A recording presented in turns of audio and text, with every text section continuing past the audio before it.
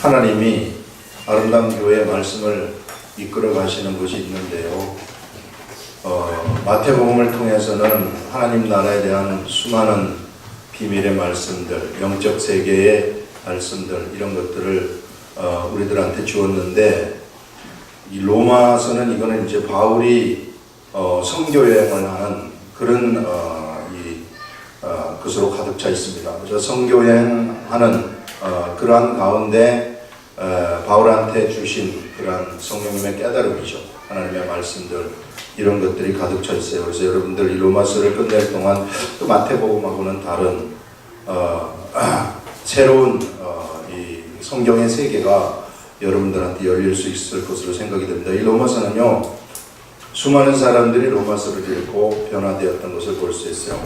우리 그 고대 신학자 중에 최고의 신학자라고 할 수 있는 복음주의 신학자 성 어거스틴, 이 사람이 여기서 깨졌습니다.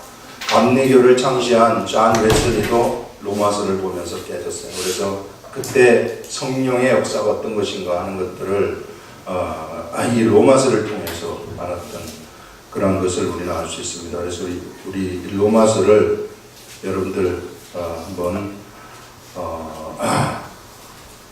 같이 저도 예전에 이게 2번이나 했지만은 새롭게 묵상을 하는 겁니다. 또 새로운 차원에서 하나님이 저한테 주시는 새로운 말씀들을 듣고 같이 여러분들하고 나누려고 합니다.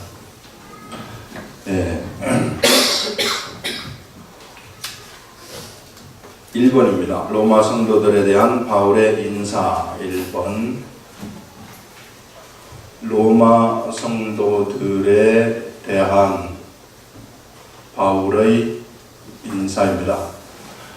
우리가 로마서를 알라 그러면은 로마서가 어떻게 쓰여졌는가 하는 쓰여진 배경부터 우리가 좀 알아야 돼요. 이것을 보통 이제 로마서를 알라 그러면은 바울의 1, 2, 3, 4차 전도 여행이 어떤 건가 하는 것을 여러분들이 아셔야 됩니다.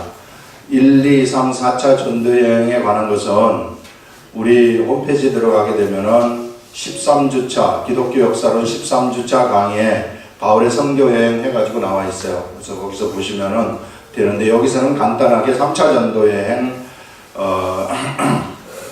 그 로마서가 쓰여지게 되는 그 부분만 이야기를 하겠습니다.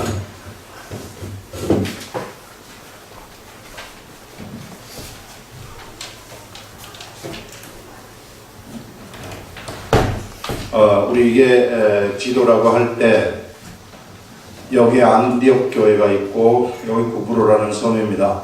고린도 교회는 여기에 있었고, 에베소 교회는 여기 있었고, 여기에 빌립보 교회가 있고, 데살로니가 교회가 있고, 그 다음에 베레아가 있고, 아덴이 있습니다. 이렇게 이제 이걸 우리는 유럽 지역이라고 얘기해요. 그래서 이 지역을 우리는 마게도냐 지역이라고 합니다. 마게도냐 지역. 그 다음에 아덴하고 고린도를 합쳐서 이 지역을 우리는 아가야 지역이라고 이야기를 합니다. 아가야. 우리나라로 말하자면 경상북도, 무슨 경상남도 이처럼 지역을 이렇게 나눠요. 이 지역을 우리는 갈라디아 지역이라고 얘기해요. 갈라디아 지역, 이 지역을 우리는 아시아라고 얘기를 합니다. 아시아. 이런 식으로 크게 이제 나눠지는데, 사도 바울이 3차 전도 여행을, 이게 안디옥인데요. 이 안디옥에서 어디로 가느냐 하면은 육로로 해가지고 곧바로 에베소로 가는 거예요. 에베소 두란노 서원에서 약 2년 6개월 동안 에베소에서 성경을 가르쳐 정기적인 성경 공부를 합니다. 이 정기적인 성경 공부, 이때의 수많은 이 아시아 지역 사람들, 그 다음에 갈라디아 이쪽 지역 사람들이 예수 그리스도를 믿었던 그런 것을 우리는 추측을 할 수 있어요. 그래서 이 에베소에 있을 때 2차 전도 여행 때 고린도 지역에 가가지고 여기에서 고린도 교회를 개척을 했어요. 그래서 고린도 교회를 개척을 하면서 고린도 교회에 약 120명 정도 되는 교회가 고린도에 성립이 됐습니다. 그래서 이 고린도 교회 문제로 에베소에서 편지를 계속 주고받고 하는 이런 일들이 펼쳐져요. 이 고린도 전서가 여기서 나오는 것입니다. 그래서 여기서 온 다음에, 그 다음에 여기 예루살렘이 있는데, 이 예루살렘 교회가 당시에 너무 가난한 사람들이 많았어요. 그래서 이쪽 지역은 상업 지역이기 때문에 좀 잘 삽니다. 고린도라든지 이런 데는 좀 잘 살아요. 그래서 이쪽에 사도 바울이 연복계 구제헌금을 거두로 댕겨요. 이쪽 지역에 자기가 2차 전도여행 때 개척한 교회들을 중심으로 해가지고 구제헌금을 거두로 댕기는데 여기에서 이제 빌립보 지역에서 구제헌금을 거두고 여기에서 누구를 만나냐면은 디도를 만나요. 디도를 만나가지고 고린도 교회 사람들이 원래 처음에 바울이 고린도를 방문을 했을 때 좀 안 좋은 관계가 있어서 여기에서 다시 돌아와가지고 눈물 나서 편지를 쓰거든요. 고린도 교인들한테. 그것을 디도한테 보냅니다. 그래서 디도가 그것을 전달해 주면서 고린도 교회 사람들이 회개했습니다 하는 소식을 이쪽 지역에서 빌립보 지역에서 듣는 거예요. 그래서 여기서 고린도 후서를 씁니다. 그래서 고린도 후서를 여기서 쓴 다음에 사람들을 데리고 이제 이 디도하고 신실한 두 사람을 먼저 보내는 거예요. 고린도로. 그러면서 이제 같이 요 뒤에 따라서 이제 이렇게 어디로 오느냐면 고린도로 와서 여기에서 3개월 동안 머물게 돼요. 3개월 동안 고린도에서 머물면서 이 3개월 동안에 로마서를 쓰게 되는 겁니다. 이 로마서를 여기에서 이제 고린도 교회에서 쓴다. 3개월에 걸쳐가지고 머물면서 쓰는데 이 로마서에는 그러면 무엇이 담겨 있을 것인가? 우리가 추측할 수 있는 것이 갈라디아 지역에 1차 전도여행을 갔다 와가지고 갈라디아서를 쓰게 됩니다. 그 다음에 2차 전도여행을 데살로니가로 쭉 이제 빌립보, 데살로니가, 베레아 이쪽으로 가면서 데살로니가 전후서를 쓰게 돼요.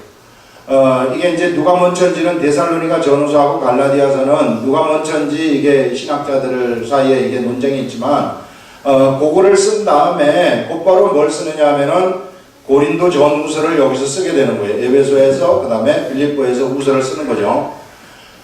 자, 이런 바울이 그러니까 갈라디아서하고 데살로니가 전후서하고 고린도 전후서 이런 편지를 쓴 다음에 그 다음에 여기에서 2년 6개월 동안 두란노서원에서 성경을 가르쳐요. 성경을 가르친 다음에 쓰는 것이 로마서란 말이에요. 그 말은 뭐냐면은 이 지금까지 썼던 그 내용들이 이 로마서에 바울이 전도를 하면서 편지를 쓰면서 하나님이 깨닫게 해주신 그 모든 것들을 로마서에 전부 다 담는다는 것을 우리는 알 수 있어요. 그래서 로마서는 갈라디아서하고 그 다음에 고린도 전후서하고 같이 뭐가 되느냐면 복음서신이 되는 겁니다. 복음서신. 그래서 복음, 예수 그리스도의 복음에 관한 것이다. 그래서 로마서에 그런 것이 전부 다 여기에 녹아들어 있다 하는 것을 알 수 있어요. 이게 이제 초창기에 바울이 쓴 그러한 서신서들이죠. 서신서인데 이제 후반기에는 주로 어디서 쓰느냐 하면은 이쪽 이 로마의 감옥에서 목중서신을 쓰고 그 다음에 목회서신을 주로 여기서 써요. 여기 가이사랴에서 빌립보서를 썼다는 이야기도 있는데 그것도 이제 설입니다. 자, 요렇게 좀 알아주시고 그 다음에 이제 로마서를 쓰는 데는 사도 바울이 로마서를 쓰는 뚜렷한 동기가 있습니다. 왜 로마서를 쓰는가? 사도 바울이 로마서를 쓰는 뚜렷한 동기는 로마서를 쓰는 것이 약 BC AD 57년경이거든요. 57년경에 로마서를 쓰게 되는데 사도 바울이 47년이나 8년경에 이쪽에 있는 안디옥 교회의 목회자로 부름을 받거든요.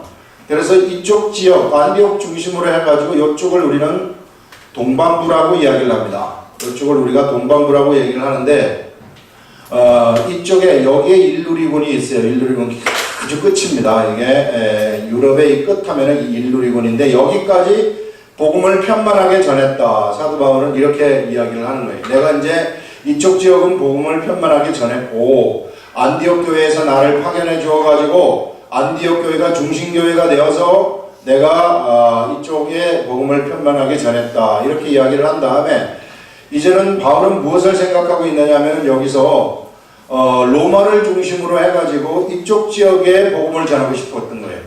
이쪽 지역. 여기를 우리는 서바나라고 얘기를 하는데 이게 뭐냐면 이게 스페인이에요. 스페인. 이 스페인까지 그 당시 사람들은 땅이 평평하다고 생각을 했기 때문에 이 스페인은 땅끝이라고 이야기를 했습니다. 그래서 이것이 마지막이다. 스페인까지 전하게 되면은 복음을 다 전하는 것이다. 이렇게 생각을 했어요. 그래서 바울은 남은 생애를 갖다가 이제는 이쪽에는 다 편만하게 전했기 때문에 남은 생애를 이쪽에 가가지고 내가 복음을 전하겠다 하는 이런 생각으로 가득 차 있었습니다. 그래서 이쪽으로 가는데 내가 너희들 교회에 가가지고 로마 교회에 가가지고 이쪽 지역에서 내가 하나님이 나에게 주었던 그 신령한 은사들, 신령한 그러한 것들에 대해서 너희들한테 전부 다 좀 나눠주고 싶다는 거예요. 너희들한테 나눠주고 싶고 그 다음에 너희들이 나를 좀 파견을 해줘서 이 서바나로 나를 파견을 해줘서 이쪽에 가가지고 내가 복음을 전하고 싶다 하는 그러한 동기가 있어요. 그러한 동기를 가지고 뭘 쓰느냐면은 로마서를 쓰는 겁니다. 그런데 로마 교회는 바울이 개척한 교회가 아니에요. 로마 교회는 당시 오순절 다락방의 역사가 있어가지고 이쪽으로 가서 로마 교회를 세웠다. 이렇게 이렇게 주장하는 사람들도 있고, 그 다음에 이제 예루살렘 교회가 커지면서 스데반 집사가 순교를 한 이후에 흩어지게 되거든요. 예루살렘 교회 사람들이 흩어지는데 그때 로마로 가가지고 로마 사람들과 함께 로마 교회를 세웠다. 이렇게 이야기를 하는 사람이 있습니다. 그렇기 때문에 로마 교회는 바울하고 직접적인 관련이 없어요.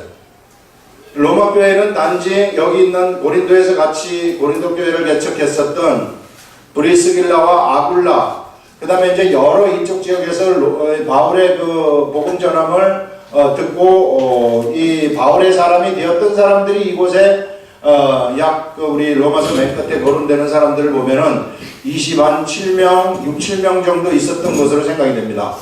그 외에 이제 이름이 거론 안 된 사람들도 있겠지만은 하여튼 그런 사람들이 로마에 있었고 또 바울을 모르는 사람들이 있었기 때문에 바울에 대해서는 두 가지의 생각이 있었어요. 바울을 선호하는 사람들의 생각이 있었고 또 바울을 좀 무시하는 사람들의 생각이 있었다 하는 것을 우리는 알 수 있어요. 그래서 사도 바울은 이것을 알았기 때문에 로마서를 쓸 때에 바울은 자기가 전하는 정통복음, 예수 그리스도로 받은 이런 정통복음이 절대로 자신의 이 사도가 아니라는 그런 문제 때문에 그것 때문에 이 방해받기를 원치 않았어요. 그래서 이 로마서를 통해서 자기의 사도권을 강력하게 주장합니다.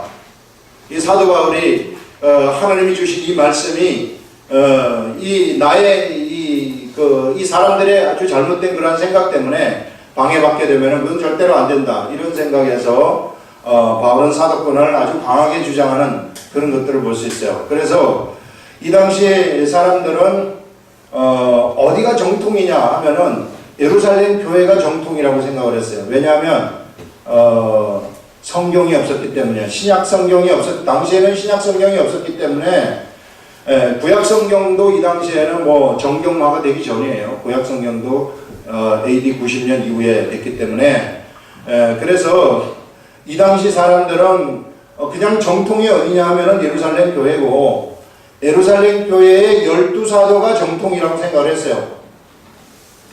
그래서 12사도들이 말한 것은 그냥 정통으로 다 인정이 되어버리는 거예요. 그런데 사도 바울은 여기에 들어가지 않습니다. 12사도에.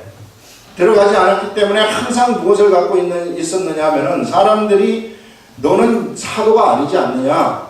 12사도에 들어가지 않았기 때문에 정통성 면에서 좀 모자란다. 이렇게 사람들이 생각을 했었고 그렇게 생각하는 사실을 바울이 알았어요. 그걸 알았기 때문에 편지에서 강력하게 사도권을 주장을 하는 거예요. 사도라는 것은 뭐냐 하면은 사도라고 주장을 할 수 있다 하는 것은 우리가 어떤 자들을 세상에서 어떤 사람들이 사도가 될 수 있는가 그것은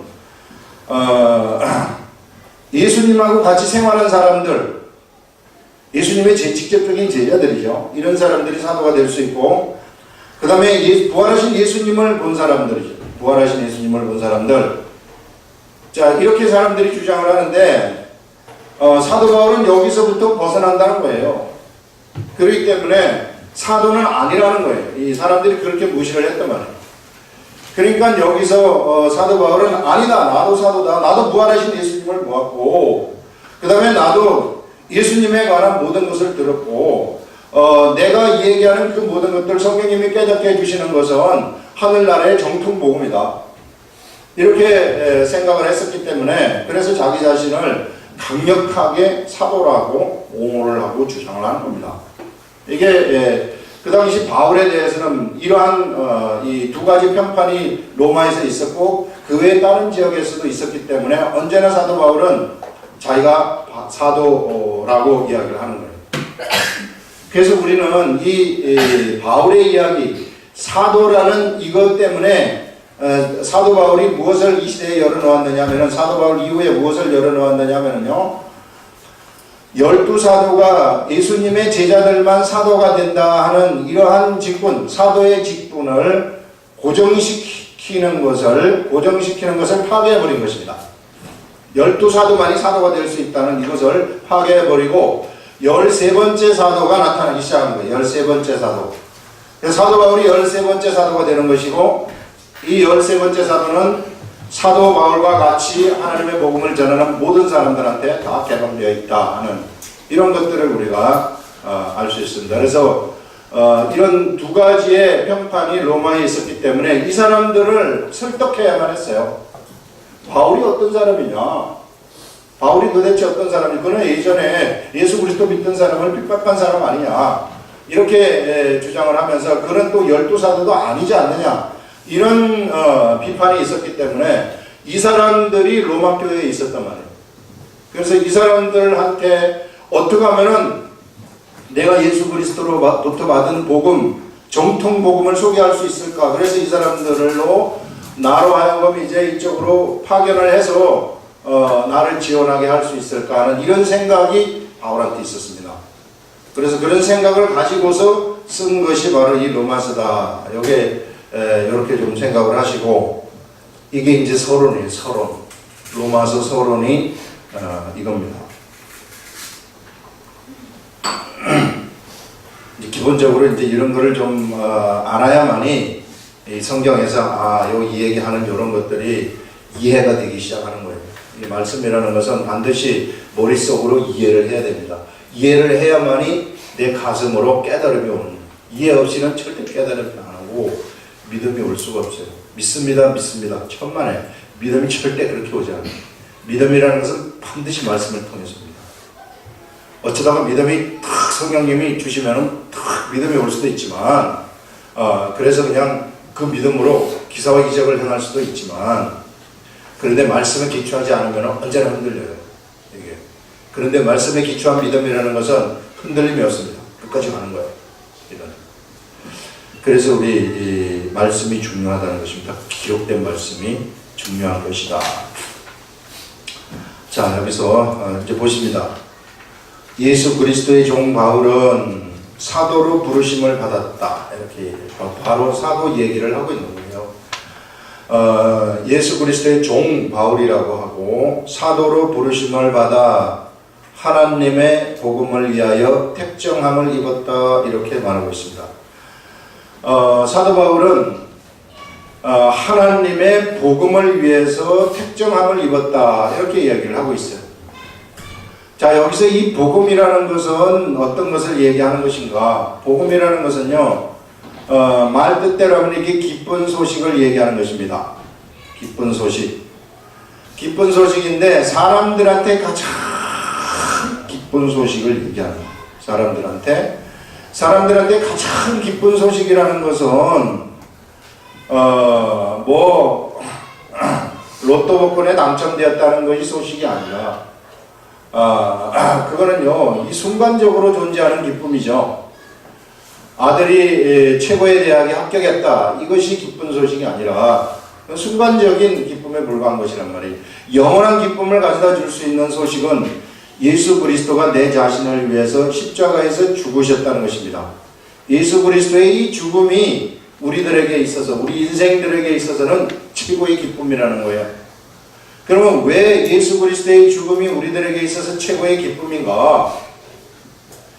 예수 그리스도의 죽음이라는 것은 바로 우리 제사법에 보게 되면은요, 구약시대 하나님이 주신 이 제사법에서 사람들의 죄를 어떻게 없어지는가, 이 사람의 죄라는 것이 어떻게 없어지는가, 이것은 나의 죄는 내가 없앨 수 없다는 거예요.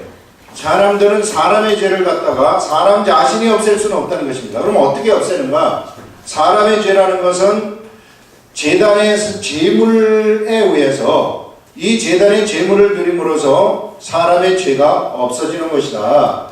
그래서 이 죄를, 사람의 죄를 갖다가 제물에다가 전가시켜 버리는 거예요. 하나님이 정하신 그 제물에다가 전가시키는 것인데, 구약시대의 제사법을 통해서는 이와 같이 사람의 죄가 없어지는 법을 알려주는 거예요.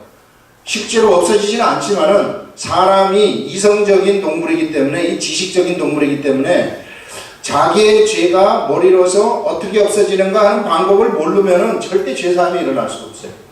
그래서 이 죄사함의 방법을 머리로 알도록 알려주기 위해서 구약시대에 제사를 지내도록 하는 겁니다. 그래서 이런 제사를 지내는 사람들은 자신의 죄는 저 양이 나를 대신한다, 내 죄를 갖다가 이렇게 전가시키는 것이다, 이렇게 모두가 다 아는 거예요. 이렇게 안 다음에 나중에 이렇게 예행 연습을 시키는 것이죠. 그런 다음에 진짜 죄를 사할 수 있는 그 예수 그리스도를 세상에 보내시는 겁니다. 그래가지고 진짜 예수 그리스도가 참 제사를 지내는 거지. 이게 다 가짜 제사예요. 가짜 제사를 통해서 우리 머리로 알게 한 다음에 참 제사를 예수 그리스도가 오셔가지고 참 제사를 드리는 것이요. 그래서 이제 사람들의 죄가 완전히 없어져 버리는 거예요. 이거 한 번 없어진 죄라는 것은 영원히 혈액 발생을 하는 겁니다. 그래서 우리 사람한테는 아무리 나쁜 짓을 하고 죄를 아무리 많이 지어도요, 우리 예수님이 위대한 우리 예수 그리스도, 여러분 존재 중에서 최고의 그 존재가 우리 예수님이시거든요. 이 예수님이 돌아가셨기 때문에, 우리를 위해 돌아가셨기 때문에 우리의 죄는 영원히 있을래야 있을 수가 없는 그런 이 죄가 되어버린 거예요. 우리는 죄하고 관계가 없는 자로 예수 그리스도 때문에 끊어져 버린 것입니다. 그리고요, 병도 우리하고 끊어진 거예요. 예수 그리스도 때문에 실제적으로 우리의 육체의 병도 끊어져 버린 것입니다. 그래서 아프면 안 돼요. 우리는.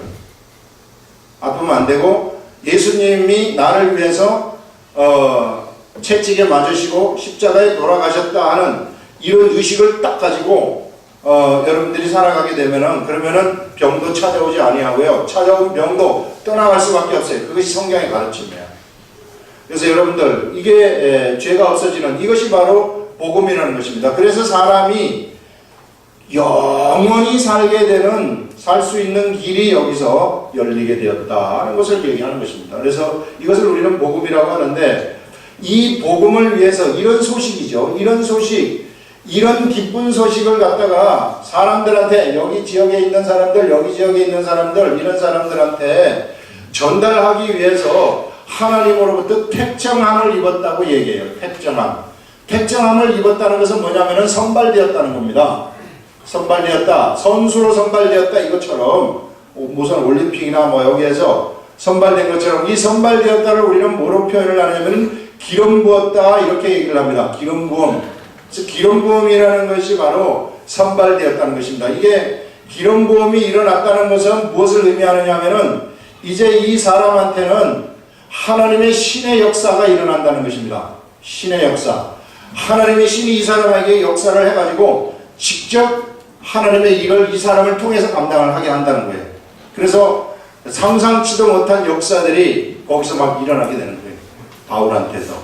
그래서 여러분들, 우리들도요, 기름 부음을 받았고 우리가 바로 택정함을 입었다면은 우리들한테도 신의 역사가 일어나는 것입니다. 이걸 당연하게 생각해야 돼요. 이상하다 이런 게 아니라 이거는 보편적으로 일어나는 거예요. 예. 우리들한테도 다 일어납니다.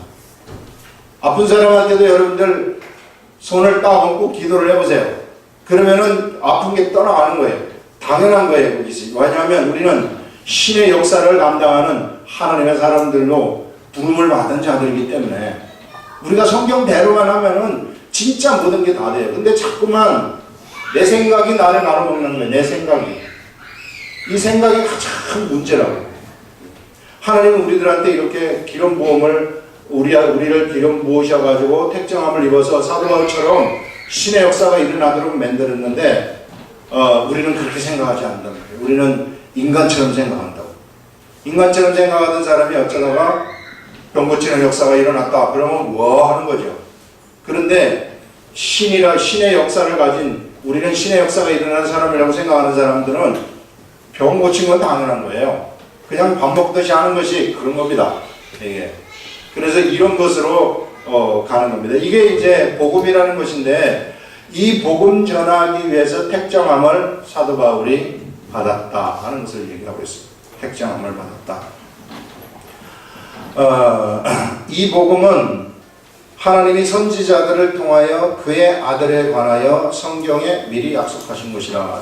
예수님이 여기서 십자가에 돌아가시고 처음에 제사법을 주었다가 그 다음에 예수님이 오신다고 선지자들을 통해서 계속 예언을 한 겁니다. 계속 예언을 한 다음에 때가 되었을 때 예수님이 오셔가지고 십자가에 돌아가심, 이것은 이미 선지자들에 의해서 미리 예언되었다는 것. 미리 예언되었다. 아들에 관하여 성경에 미리 약속하신 것이라.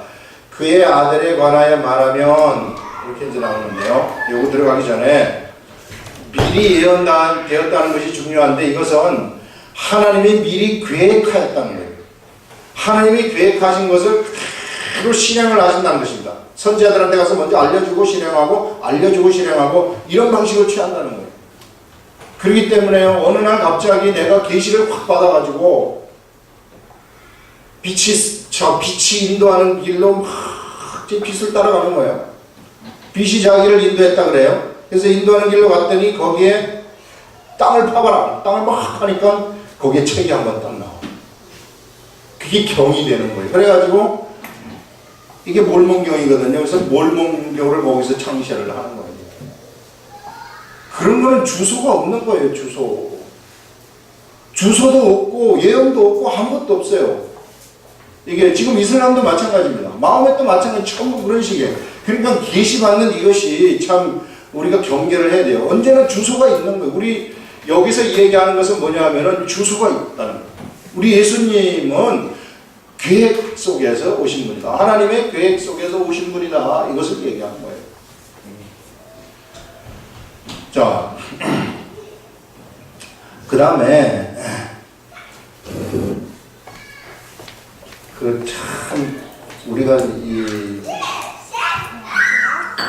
이단한테 가가지고 저도 제가 처음에 미국 갔을 때 몰몬교 있는 사람이 크리스마스 날 나를 초대했더라. 나를 모르고 초대해서 갔어. 나중에 보니까 몰몬이더라고. 그 사람들이 얼마나 이게 자비가 큰지 몰라요. 유학생들 고생한다고 데려다가 밥도 먹이고 뭣도 하고 막 이런다고 그러면서 직접 막 믿으라 소리는 안 하지만 행동으로 잘해줘요. 그게 거기 넘어가는 사람들이 많다고. 되게 착해요. 또 그 사람들이. 그러니 또 모르는 사람들은 거기 그냥 넘어가는 거예요. 척하기 때문에. 얼마나 척한지 몰라요. 아무것도 모르기 때문에, 성경을 모르기 때문에 그렇게 되는 것입니다. 여러분, 이단의 영들 속에 들어가게 되면은 영이 사로잡힐 수가 있어요. 영이 영에 사로잡힐 수 있어요. 그거 아셔야 돼요. 영이 영에 딱 사로잡히잖아요. 그러면 그때부터는 부모도 안 보입니다.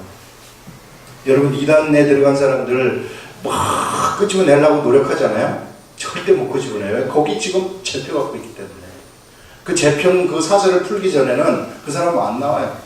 죽인다 그래도 안 나와요. 난 부모의 연을 끊겠습니다. 이러면서 안 나오는 거예요. 그 정도로 이게 영의 세계. 본래 사람이라는 것은 영이 본체예요. 영이. 그 사람이 영이 본체이기 때문에 이 육의 이성이라든지 육신은 영이 움직이는 대로 따라가는 겁니다. 그런데 이 영이 이단의 영에 확 묶여갖고 있으면 이단의 영이 지금 계속해서 생각을 집어넣어주고 있거든요. 이 생각을 집어넣어준 이 사람이 그쪽으로 행동할 수밖에 없어요. 그렇기 때문에 이 사람들은 참 꾸짖은 애기가 있더래요. 기록된 말씀이 이 사람들한테 들어가서 기록된 말씀이 이게 진짜다 하는 것을 깨닫기 전까지는 못 나옵니다. 그러니까 이것 때문에 가정 파탄이 되는 사람이 많고 자식을 거기다가 주는 사람들이 많고 이런 거거든요. 이게. 무서운 이 마약과도 같은 거예요. 못된 놈들이 그렇게 하는 거죠. 근데 이 이단의 영들을 보게 되면은 거의 대부분의 경우가 이게 좀 유치합니다. 유치하고 무식해요. 솔직히 얘기해서 무식해요. 하나님 아버지가 죽으면은 하나님 어머니라고 딱 얘기해요. 무슨 하나님 아버지가 뭐 하나님 어머니가 뭐예요. 얼마나 무식하고 유치합니까? 그런데도 거기 맞는 줄 알고 그냥 앉아있는 거예요. 진짜 그래요.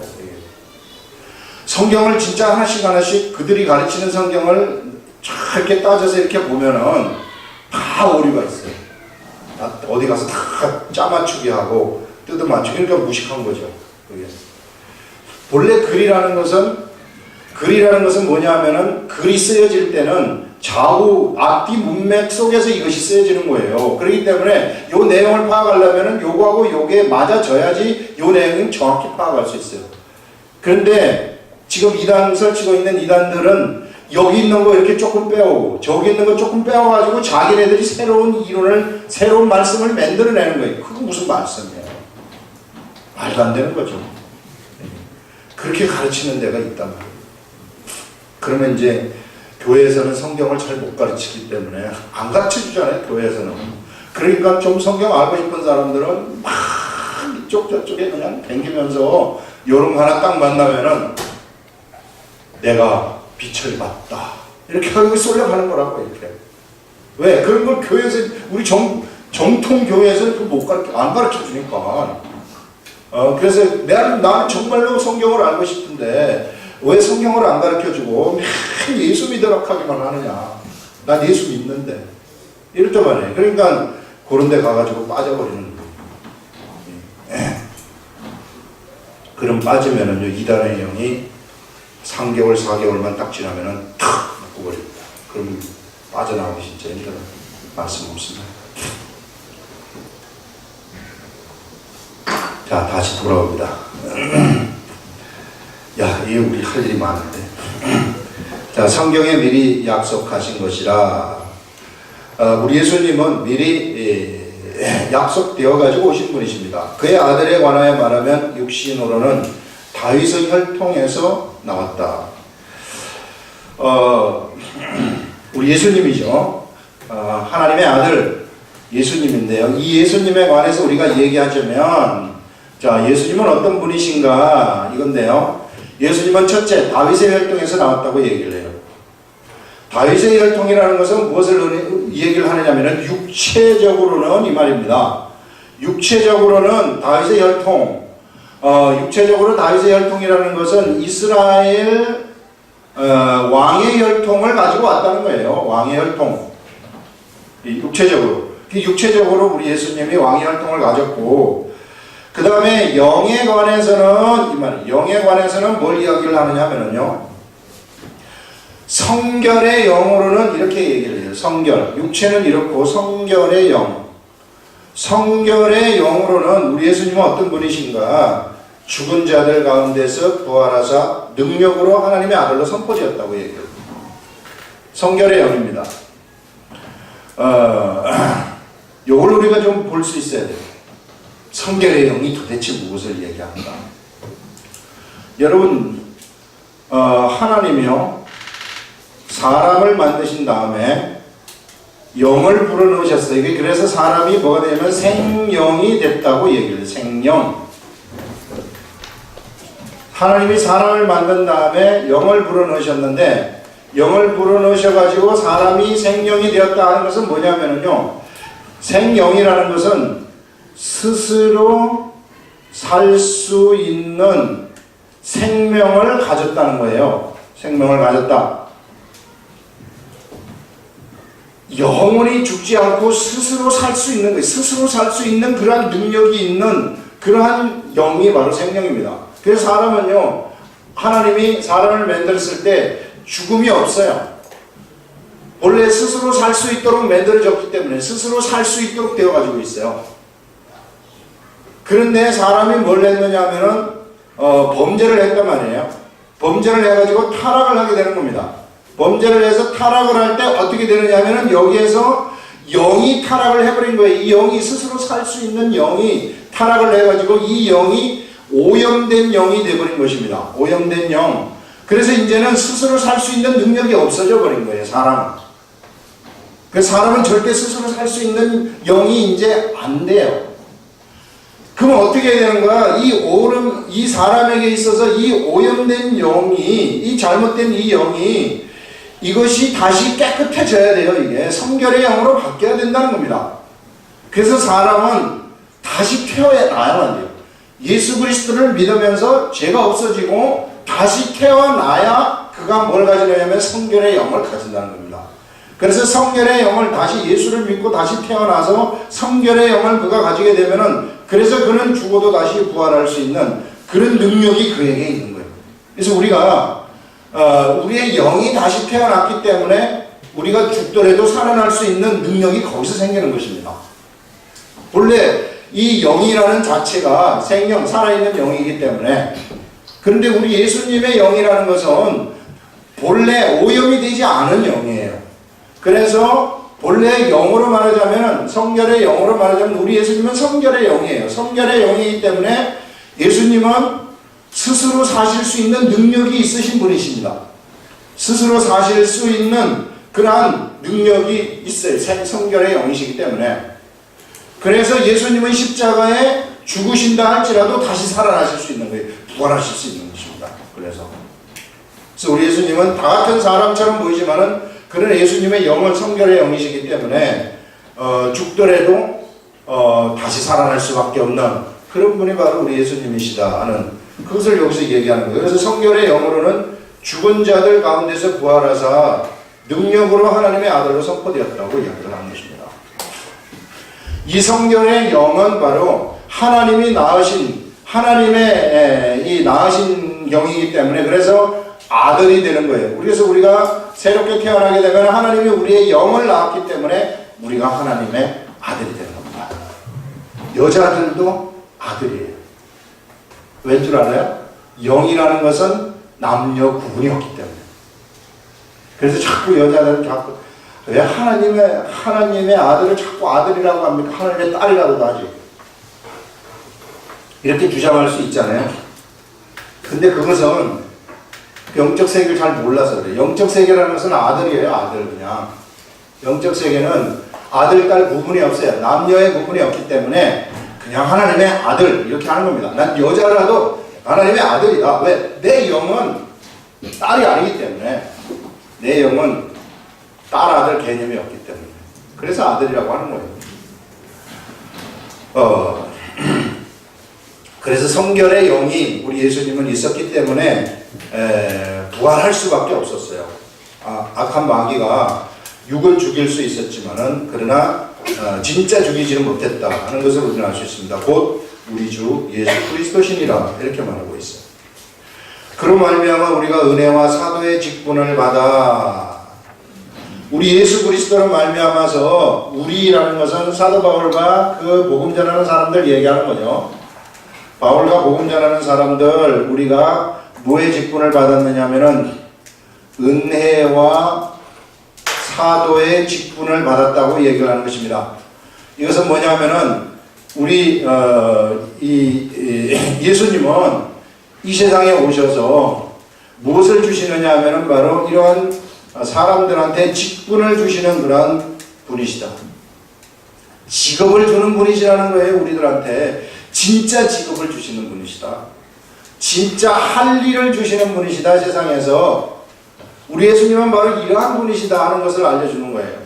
예, 우리 마태복음 할 때도 얘기를 했지만은 정말로 가치 없는 일을 하는 사람들한테 진짜 가치 있는 일을 하도록 우리 예수님이 사람들한테 이런 직분을 준다. 그래서 사람이 예수를 만나게 되면 어떤 일이 일어나는가? 그 인생의 목표가 뚜렷하게 정해져 버리는 거예요. 그 인생이 어디로 가야 될 것인가, 무엇을 해야 될 것인가, 이런 것들이 뚜렷하게 정해지는 거예요. 그래서 우리 예수님은 바로 이러한, 바울한테 이러한 역할을 했고 우리들한테도 바로 이러한 역할을 하고 있다는 거예요. 그래서 우리가 예수 그리스도를 만나게 되면 내 인생의 목표가 딱 정해지고요, 그걸 향해서 달려갑니다. 그것을 향해 달려갈 때 우리는 최고의 인생을 살게 되는 것입니다. 최고의 인생을 우리들이 살게 된다. 그 최고로 성공된 인생을 산다는 거예요. 그래서 우리 사람이 예수를 만나게 되면은 진짜 그 인생이라는 것은 질서가 확 잡혀버린다는 거예요. 우리 어린아이들도 진짜 예수님을 만나게 되면은 인생의 질서가 확 잡혀버리기 때문에 세상에서도 출세할 수밖에 없어요. 성공할 수밖에 없습니다. 왜? 우리 예수님이 모든 권세를 다 가지고 있고 성공과 실패의 열쇠를 다 가지고 있기 때문에. 여러분 그거 확신하셔야 돼요. 우리 예수 그리스도가 우리한테 있다면 우리는 성공하는 거예요. 내 자녀는 성공하는 것입니다. 우리 교회도 우리 예수님이 이끌어 가시기 때문에 성공할 수밖에 없어요. 그건 공식이에요. 공식. 실패한다. 이거는 우리 예수님의 이 본성 중에는 실패라는 것이요 없어요. 이거는 악한 것들이 가져다주는 인간의 생각이죠. 여기에 우리가 놀아나면 절대 안 됩니다. 성경은 우리들한테 그런 것을 알려주고 있어요. 그래서 우리 자녀들도 언제나 우리 자녀들이 예수 그리스도와 함께 하게 되면은 그는 성공할 수밖에 없어요. 세상에서도 언제나 성공합니다. 왜냐하면 우리 예수님이 세상을 이겼기 때문에. 그것을 우리들한테 얘기를 하고 있습니다. 그래서 이게 직분 받는 것, 은혜와 사도의 직분을 받아 그의 이름, 예수 이름을 위하여 모든 이방인 중에서 믿어 순종케 한다. 이 말씀입니다.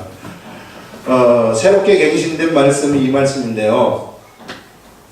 자, 이게 도대체 무슨 말인가? 믿어 순종케 한다. 믿어서 순종케 한다. 이 말이 무슨 말인가? 사도 바울한테 지금 바울한테 은혜와 사도의 직분을 주어가지고 이 직분이 무엇을 하는 직분이냐면은 이방인들이거든요. 사람들한테 그리스도를 믿지 아니하는 사람들로 하여금 믿음을 가지게 하고 그 다음에 순종하게 한다. 이런 의미입니다. 요걸 우리가 영어 성경에 보면은 뭐라고 쓰여졌느냐 하면은 믿음으로부터 나오는 순종으로 이끈다. 이렇게 얘기를 하고 있어요. 그러면 순종이라는 것이 뭘로부터 나오는 것인가? 믿음으로부터 나온다는 거예요. 이게 순종이라는 것은 믿음으로부터 나온다. 그래서 우리가 믿게 되면은요 순종이 따라온다는 것입니다. 그래서 믿는 것이 얼마나 중요한지 몰라요. 그러면요 우리가 믿어가지고 순종을 하게 되면 어떤 일이 일어나는가? 그러면은요 나는 더 이상 세상에서 사람의 일 속에 내가 있는 것이 아니라 믿어서 이 믿음이 주는 순종이 나한테 딱 따라줄 것 같으면은요 나라는 사람은 어디로 바뀌어버리는 차원이 하나님의 일의 차원으로 내가 바꿔버리는 거예요. 이게 그때는 내가 순종하는 나라는 것은 사람이 아니라 신의 차원에 올라가는 것입니다. 신의 차원. 사람이 아니라는 거예요. 딱 순종하게 되면 신의 차원에 올라간다는 것은 무슨 얘기냐? 여러분 그거 보세요. 자, 베드로가 여기에 배 위에 있고 예수님이 물 위를 딱 걸어옵니다. 예수님이 물 위를 걸어오면서 베드로한테 베드로야, 베드로가 주님, 주님이시라면 나한테 오라고 하시옵소서. 그럼 오라 이렇게 딱 얘기를 해요. 예수님이 오라 하는 말씀을 하는 거예요. 오라 하는 말씀을 듣고 베드로한테는 뭐가 생기느냐면 예수님이 오라는 예수님의 말씀이에요. 예수님의 이 말씀에 따라서 이 말씀으로부터 나오는 순종이 여기 딱 따라가는 거예요. 순종이 따라가가지고 알겠습니다 하고 내가 물 위를 걸어가요. 물 위에 딱 내려서 버린다는 거예요. 이게 뭐냐면은 순종이거든요. 이 순종이 어디까지 가느냐 하면은 여기까지 진행이 되는 거예요. 여기서 딱 내려가지고 여기서 순종이 진행이 되는 겁니다. 순종이 진행이 되는 이 순간은 베드로는 사람이 아닙니다. 순종이 진행되는 이 순간은 베드로는 하나님처럼 예수님처럼 바다 위를 걸어가 버리는 거예요. 네. 오라고 하는 말씀이 있었고 그 말씀을 받아들여 가지고 그냥 알겠습니다 하고 내려가는 이런 순종이 따라줄 때 믿음의 행동이 여기서 펼쳐지는 거예요. 믿음의 행동, 이게 순종이라는 것이 여기서 펼쳐지는 거예요. 이것은 기적적인 삶이 세상에서 우리들한테 펼쳐진다는 것을 우리들한테 보여주는 거예요. 그래서 우리가 순종이 얼마나 중요한지 몰라요. 그 순종이라는 것은 어디로부터 나오나? 근본적으로 말씀으로부터 나온다는 겁니다. 하나님의 말씀으로부터 순종이 나오면, 하나님의 말씀으로부터 말씀을 듣고 내 마음이 그것을 받아들여가지고 알겠습니다, 제가 알겠습니다, 가겠습니다 하고 가는 거거든요. 근데 여기서 무리를 사람이 어떻게 걸어요?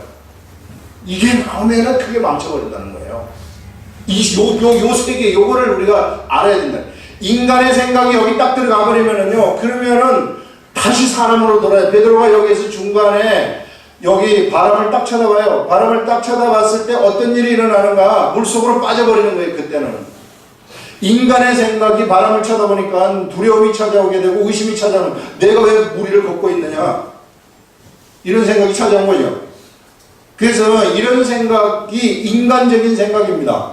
인간적인 생각이 우리들한테 딱 찾아오게 되면은 나는 어떤 일이 벌어지느냐면, 나는 이제는 사람이 돼버리는 거예요. 이제 내가 신의 차원에서 내가 신이었었는데 이제는 사람으로 바뀌어버린다. 예. 이걸 우리가 좀 알자. 여러분, 여기서 그래서 그냥 예수님이 오라고 했으면요, 인간의 것을 따지면 안 돼요.